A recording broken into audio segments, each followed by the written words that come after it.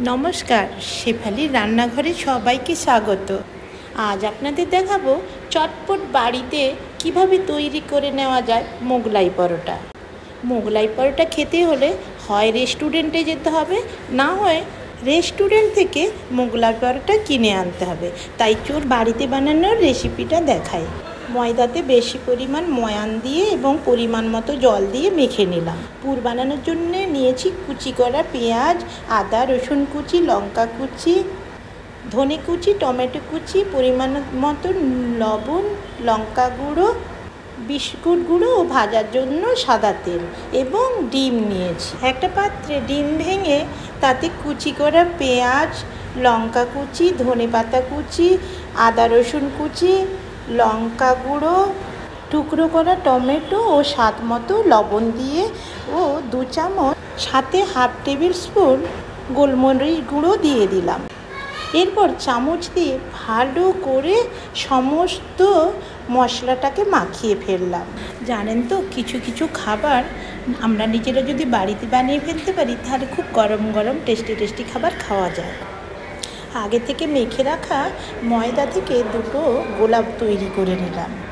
এরপর তেল দিয়ে ভালো করে পাতলা করে বেলে ফেললাম। আপনি যতটা পাতলা করে বেলতে পারবেন ঠিক ততটাই মুচমুচে মোগলাই পরোটাটা হবে। পাতলা করে বেলে ঠিক তার মাঝখানটায় পুরটা দিয়ে চামচ দিয়ে পাতলা করে ছড়িয়ে দিলাম এবং ঠিক যেভাবে আমি মুড়ছি ওইভাবে পরোটাটাকে মুড়ে ফেললাম। একটু ভালো করে লক্ষ্য রাখবেন যাতে পুরটা বাইরে বেরিয়ে না আসে।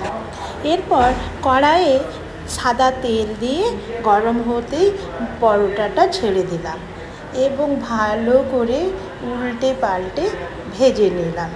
গ্যাসের ফ্লেমটা প্রথমে হালকা রাখতে হবে এবং পরে ধীরে ধীরে বাড়াতে হবে। এইভাবে পরোটাটা ধীরে সুস্থে ভাজলে পরোটাটা ভীষণ মুচমুচে হবে।